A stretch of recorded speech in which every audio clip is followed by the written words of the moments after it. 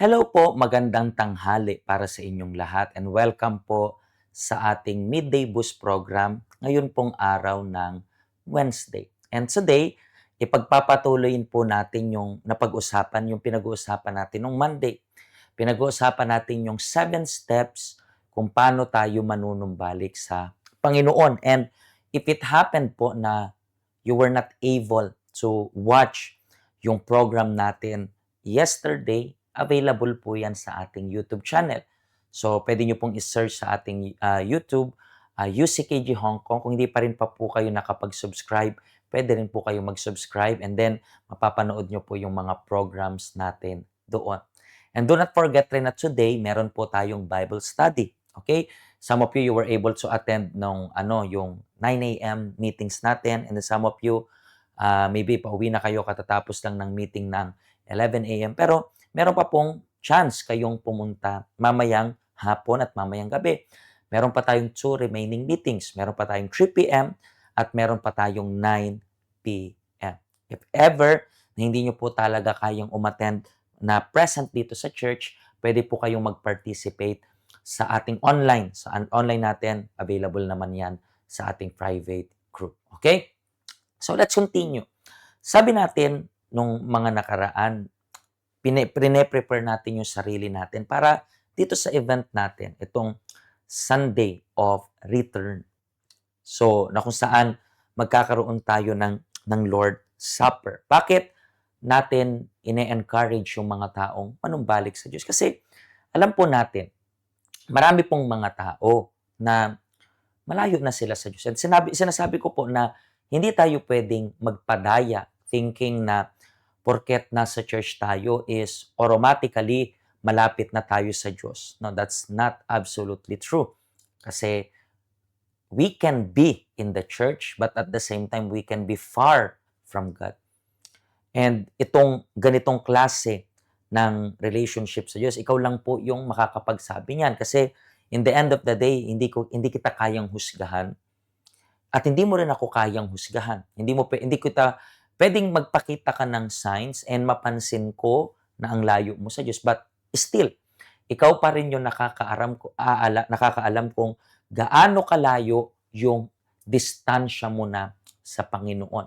And meron kang opportunity manumbalik sa Panginoon. And napag-usapan natin ng step 1 kung gusto nating manumbalik is lakas ng loob. Kailangan nating lakasan yung loob natin sa panunumbalik sa Kanya. Kasi marami pong mga tao na kapag, alam mo yun, malayo na sila sa presensya ng Diyos or nag-stop na silang umattend ng church. Okay? Minsan yung pagbalik sa church is nagiging challenge yan sa kanila kasi nahihiya sila. Nagiging challenge yan kasi ang daming accusation sa isip nila, sa puso nila.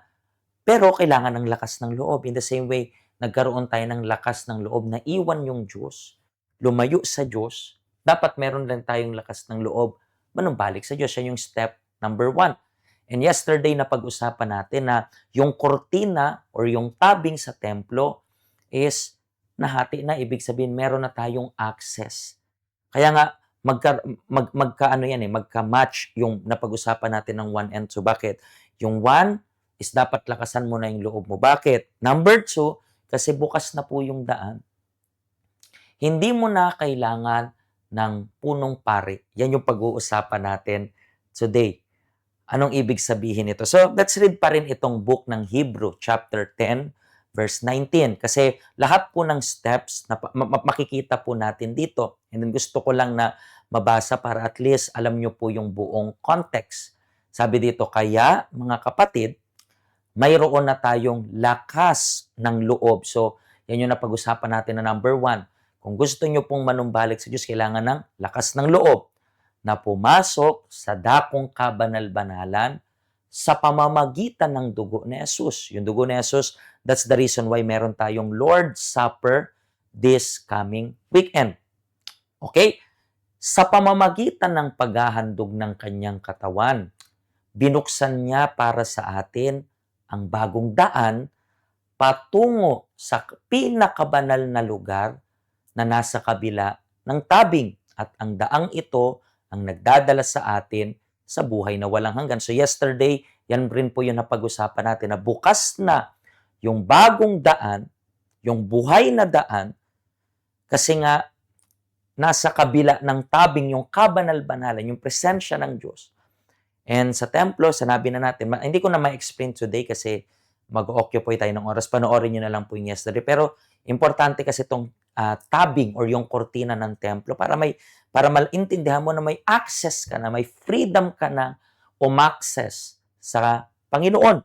And then, tingnan natin yung next verse dito kasi ito na yung remaining ng verse, okay?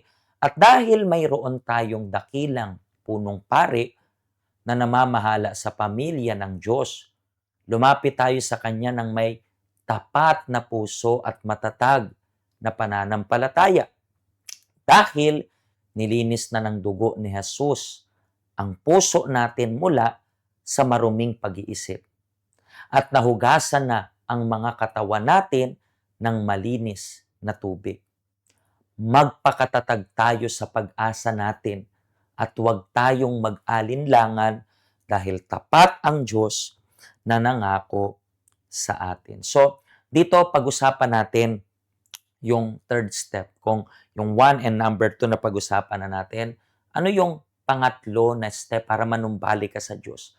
Anong dapat mong maintindihan? Ito.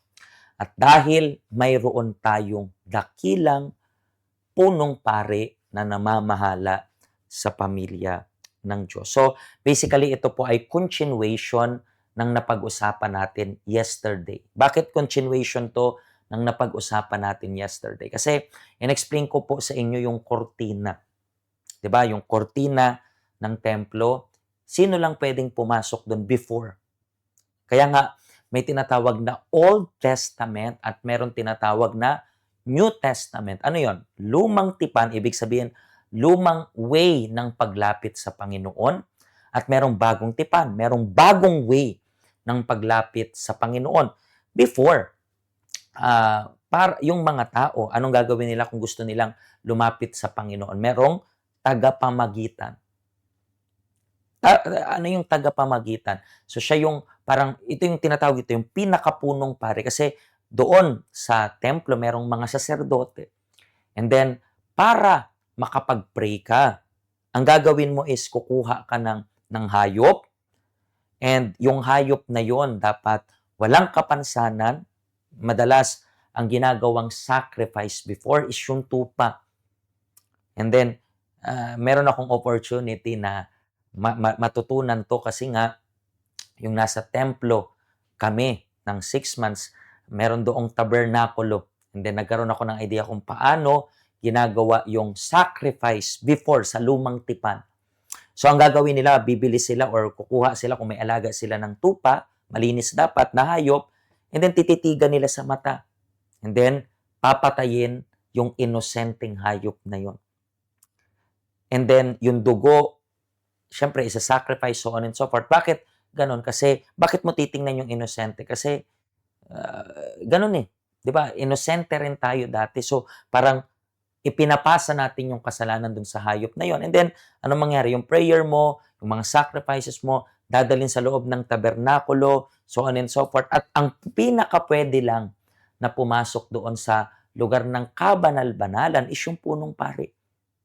Ibig sabihin, yung prayer mo sasabihin mo sa pare, and then yung pare sasabihin sa Diyos, parang ganon. At siya rin yung magsasabi kung nasagot ka or hindi, depende sa sacrifices mo. Pero dito, sinabi na meron daw tayong, dahil mayroon tayong dakilang punong pari na namamahala sa pamilya ng Diyos. So, kung merong puno, sabi natin, punong pari, dito naman dakilas, ibig sabihin mas mataas pa siya. At sinong tinutukoy dito? Yung Diyos. Si Jesus. Nung namatay siya sa krus, di ba?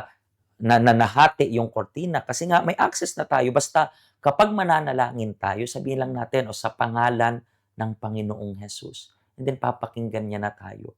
Sa bagong tipan, ang sacrifice natin, hindi hayop. Ang sacrifice natin is yung buhay natin. Kaya nga po, merong moment sa meeting natin na kapag gusto nyo po na manumbalik sa Diyos at napapansin ninyo na napapalayo na kayo sa Panginoon, may moment na tatawagin namin, kayo na napapansin ninyo na napapalayo na kayo sa Diyos at gusto nyong bumalik sa Diyos at isakripisyo yung buhay ninyo, umakyat kayo sa altar. So, aakyat kayo ng may lakas ng loob. Na starting that day, anong mangyayari? Meron ka ng lakas ng loob na gawin yung tama. Lakas ng loob gawin na itama yung lahat ng mali mo. So, meron kang opportunity na ito. That's why this coming weekend is gonna be napaka-special kasi meron pa tayong Lord's Supper, yung dugo ng Panginoong Hesus na magiging access natin para sa Kanya. Malinaw po ba? So, yun yung ibig sabihin. Kung meron tayong pinakapunong pare, yun ay ang Panginoong Hesus. Sa moment na sinabi natin, Panginoong Hesus, sa pangalan ni Hesus, meron na tayong access agad na ipag-pray. Hindi nyo na po ako kailangan na ipag-pray kayo. Minsan pa nga, di ba, pinapagalitan ko po kayo kapag nakadepende kayo sa amin pag nagpipray kayo. Na dapat may access ka na eh. Huwag ka nang dumepende sa amin.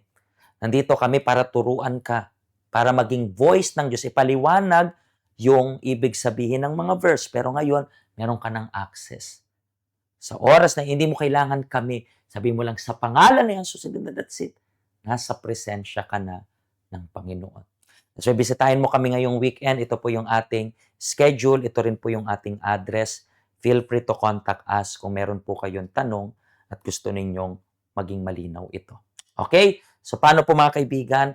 Magkita-kita tayo bukas again. Pag-usapan natin yung step number 4. Kasama yung wife ko, pag-uusapan natin yung step number 4 kung paano tayo manunumbalik sa Panginoon. Pagpalain po kayo ng Diyos, pakishare po ng link ng program.